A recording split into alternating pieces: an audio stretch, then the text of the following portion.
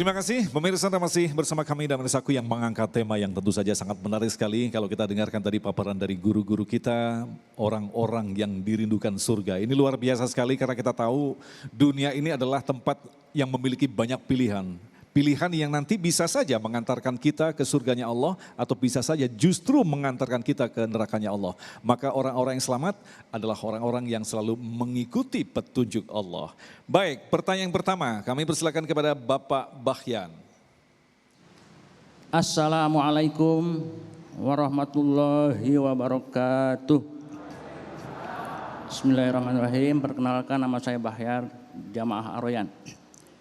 Punten Pak Ustaz, Pak Kiai Jujun, mohon pencerahannya.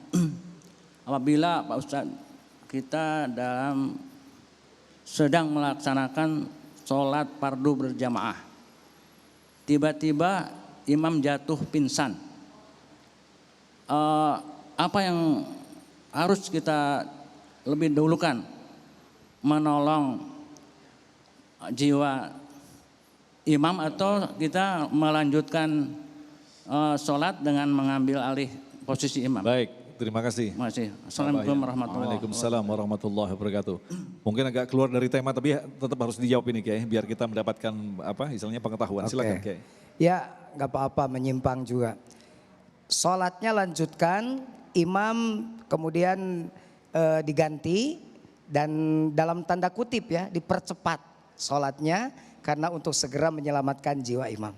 Begitu, jadi bukan dibatalkan, jangan dibatalkan, tapi percepat sholatnya diambil kemudian, kecuali jika misalnya yang dimaksud menyelamatkan jiwanya itu diancam oleh binatang buas. Nah, kalau diancam oleh binatang buas maka selamatkan jiwanya lebih dahulu.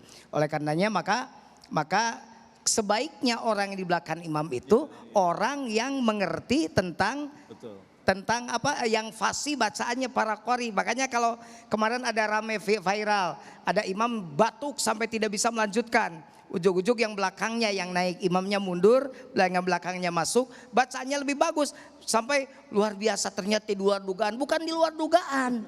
Karena memang kalau di haram atau di dataran Saudi Arabia, itu yang di belakang imam itu orang-orang yang memang bacaannya sama dengan imam. Karena tugasnya aja, itu di belakang juga para imam. Jadi imam-imam yang lain juga ada di belakang. Jangankan masjid-masjid kayak Haramain gitu kan. Masjid-masjid kecil, tajuk-tajuk kecil, itu imamnya itu hafidz Quran. Maka kalau bapak mau jadi imam di Mekah boleh, tapi hafidz Quran. 30 juz. Itu masjid kecil juga 30 juz, apalagi Haramain gitu kan. Masjid besarnya. Ini Masjidil Haram, Masjid Nabawi. Masjid kecilnya juga yang Qurannya hafal 30 juz. Begitu ya Pak, jadi lanjutkan sholatnya, cepat selamatkan jiwa. Ya, tetap yang ditekankan adalah yang di belakang imam adalah orang yang setara setidaknya ya, gitu Kiai. Jadi jangan nanti begitu di belakang orang yang tidak ada gitu. Akhirnya ada cerita, ada imam saya sakit. Akhirnya saling tunjuk, ayo. Hanya mantan preman yang masuk. Baca Fatihah, baca Kulhu, Al-Ikhlas. Rokaat pertama jalan, pas rokaat kedua habis baca Fatihah bingung dia baca surat apa karena yang hafal cuma Kulhu doang.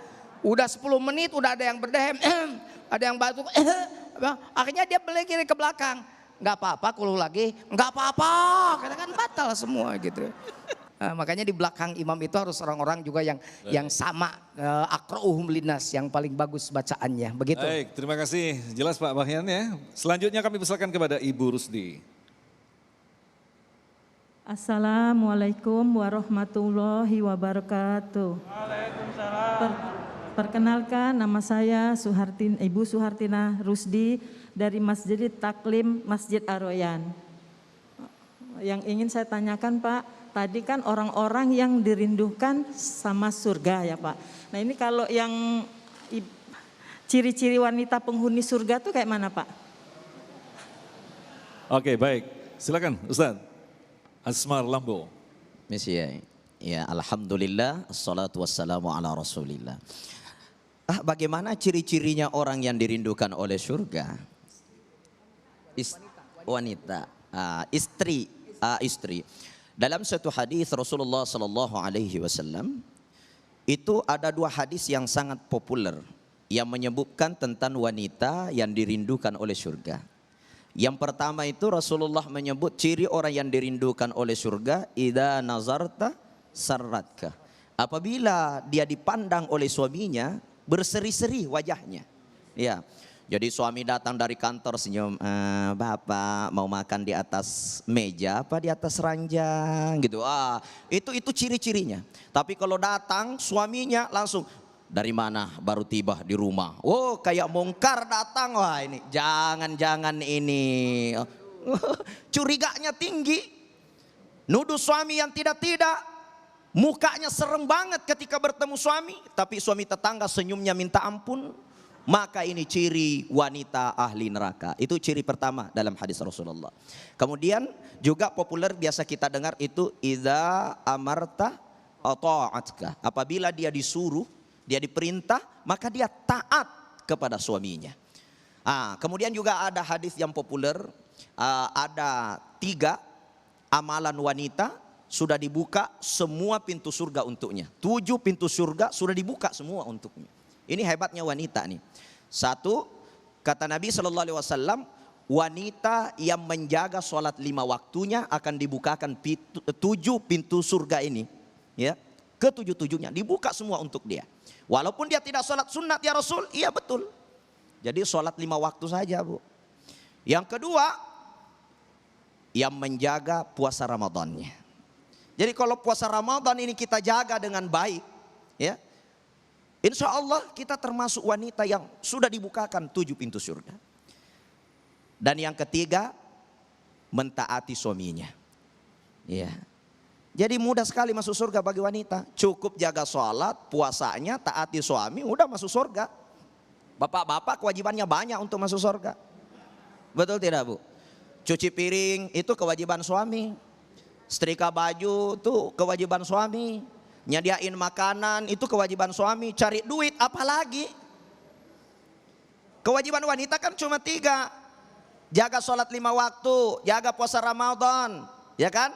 Taatin suami. Jadi kalau disuruh nyuci ya nyuci.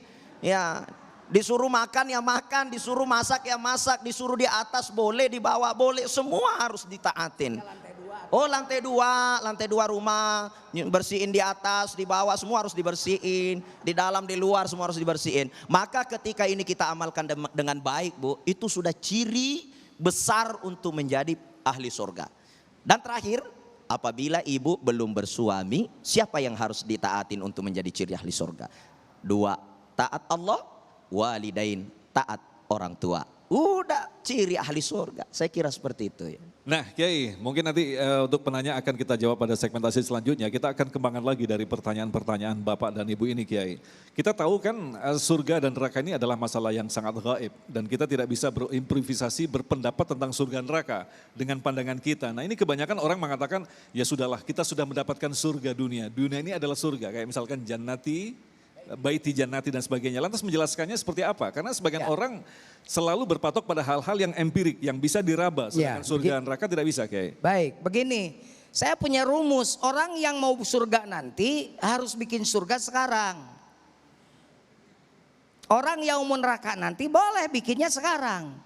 Jadi sebenarnya surga neraka itu sekarang. Yuk kita kembangkan. Hasud itu kan amalan yang akhirnya dapat neraka. Tapi orang hasud juga neraka.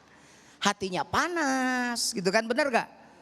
Bibirnya ngomongin terus, orang yang dia hasudi itu benar.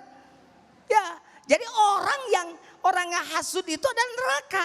Di dunia saja sudah dia ciptakan neraka, sudah merasakan panasnya neraka, di akhirat kembalinya adalah neraka. Jadi kalau tadi harus diempirikan, surga neraka itu memang empirik, rasional. Orang yang pergi ke masjid, adem, berjamaah, sholat nikmat, khusyuk, silaturahmi, semua banyak saudara di masjid ini, ya dia bikin surga sekarang. Tapi ketika orang di sini dia malah nongkrong-nongkrong di pos ronda, tapi bukan ronda, tapi main kartu gaple, nongkrong-nongkrong di sana, minum minuman keras. Emang itu bukan neraka? Neraka. Orang mencaci, orang memaki, orang tidak suka, dia juga menyakiti dirinya. Tidak ada orang mabok itu jadi orang baik, tetap aja jalannya juga sempoyongan. ngeritik pemerintah kayak iye, negara kalau dipimpin sama gua pasti maju. Dia jalan kaki nggak maju-maju. Begitu kan? Jadi kayak seperti itu. Dia ciptakan neraka di dunia, maka dia akan kebagian neraka di akhirat. Dia ciptakan surga di dunia, dia damai, dia berkasih sayang dengan sesama muslim, dia menjadi orang yang selalu baik dengan tetangga, menjadi istri yang selalu taat pada suaminya, begitu kan, menjadi suami yang selalu bertanggung jawab pada istrinya. Maka dia ciptakan surga dan kedamaian di dunia, tempat kembalinya pasti surga. Jadi bagi saya rumusnya adalah kalau mau surga nanti bikin surganya dari sekarang. Tidak akan kebagian surga nanti kalau tidak bikin sekarang surganya. Kalau mau kebagian neraka nanti bikin sekarang. Kalau Anda tidak takut dengan neraka nanti tetap akan masuk neraka karena Anda sudah ciptakan nerakanya dari sekarang. Terima kasih guru-guru yang kita cintai. Insya Allah kita akan kembali lanjutkan untuk menjawab pertanyaan Anda selepas pesan-pesan berikut ini. Damai Indonesiaku.